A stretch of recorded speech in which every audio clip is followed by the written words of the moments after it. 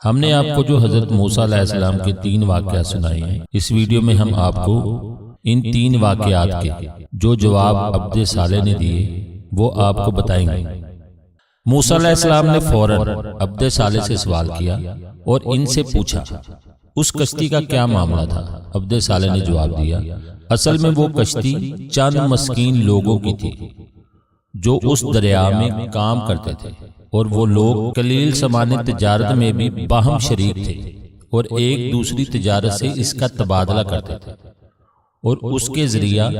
دوسرا سامان شہروں سے حاصل کرتے تھے۔ موسیٰ علیہ السلام نے پوچھا، جب کشتی والے اتنے فکر و افلاس کا شکار تھے، انہوں نے ہمارا اکرام بھی کیا اور ہماری ضیافت میں اپنی جانیں لگا دی، تو پھر آپ نے ان کی کشتی کو کیوں توڑ دیا؟ بزرگ نے کہا، میں نے دراصل اس کشتی کو عیب دار کرنا چاہا تھا، کیونکہ وہ کشتی جس شہر میں جا کر رکی تھی اس شہر کا بادشاہ بڑا جابر اور ظالم تھا۔ وہ اپنے کارندوں کو ان جگہوں پر بھیجتا تھا جہاں کشتیاں آ کر ٹھہرتی تھی، پھر وہ کارندے ان کشتیوں کو غصب کر لیا کرتے تھے جو اچھی حالت میں ہوتی، وہ اپنے زور اور طاقت سے ایسی کشتیاں چھین لیا کرتے تھے، مگر جو کشتیاں عیب دار ہوتی یا خراب قسم کی ہوتی ان کو چھوڑ دیتے تھے۔ اس لیے میں نے اس کشتی کو عیب دار کر دیا تھا تاکہ وہ لوگ اس کو غصب نہ کر سکیں۔ اب موسیٰ علیہ السلام کے سامنے حقیقت کھلی اور ایک ایسے علم کا معجزہ ظاہر ہوا جو ان کے خیال سے بھی بالا تر تھا۔ موسیٰ علیہ السلام نے ان بزرگ سے ہنستے ہوئے کہنے لگے، اچھا، اس لیے آپ نے اس کشتی کو عیب دار کیا اور توڑا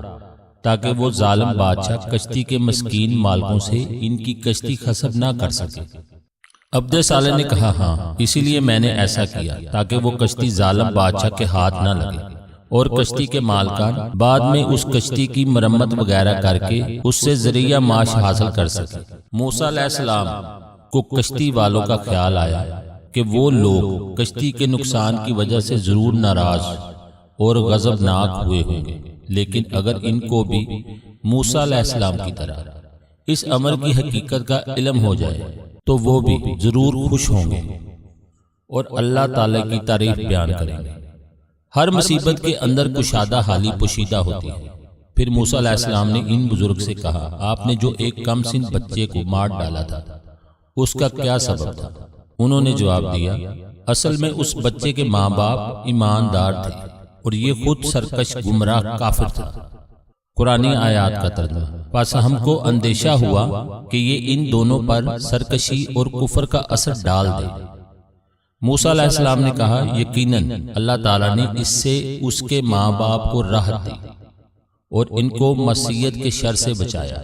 لیکن وہ ماں باپ اپنے گمراہ بیٹے کی موت کی نعمت کو اس کی سخت موت کے سبب سے ہی محسوس کر سکتے تھے، کیونکہ بعض چیزیں بظاہر بری معلوم ہوتی ہیں مگر در حقیقت علم خیر مخفی ہوتی ہے۔ ان بزرگ نے اس کے بعد کہا، ہاں، اسی لیے میں نے ایسا کیا اور ہمیں منظور ہوا کہ بجائے اس کے پروردگار عالم ان کو ایسی اولاد دے جو پاکیزگی یعنی دین میں اس سے بہتر ہو اور ماں باپ کے ساتھ محبت کرنے میں اس سے بڑھ کر ہو۔ موسیٰ علیہ السلام نے کہا، واقعی اللہ کی ذات ہر چیز پر قادر ہے،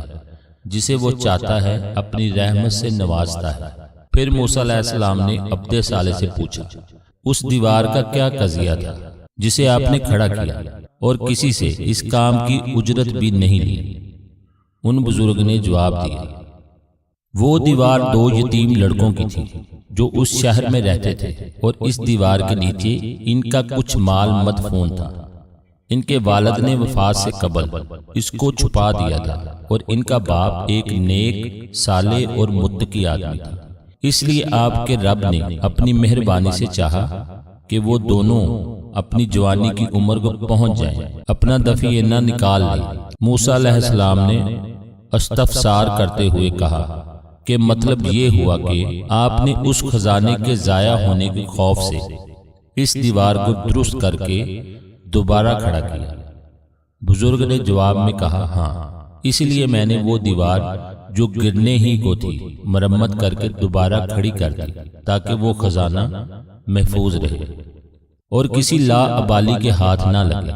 اور جب یہ یتیم بچے جوان ہوں تو خود اپنے معاش کے سلسلہ میں اس سے فائدہ اٹھا سکے۔ اب موسیٰ علیہ السلام کے سامنے معجزات کا ظہور ہوا اور اس مخفی علم کے حقائق آشکار ہوئے جو اس نیک بندے نے موسیٰ علیہ السلام کو سکھائے۔ نیز موسیٰ علیہ السلام کو معلوم ہو گیا کہ جو علم ان سے مخفی تھا وہ ان عبد صالح کے لیے بالکل واضح تھا، اور جو چیز ان کی آنکھوں سے مستور تھی وہ ان بزرگ کے سامنے بالکل مکشوف اور کھلی تھی۔ لیکن جب اللہ تعالیٰ نے یہ عظیم معجزات موسیٰ علیہ السلام کو بھی سکھانے چاہے تو ان کو اس کے لیے چن لیا۔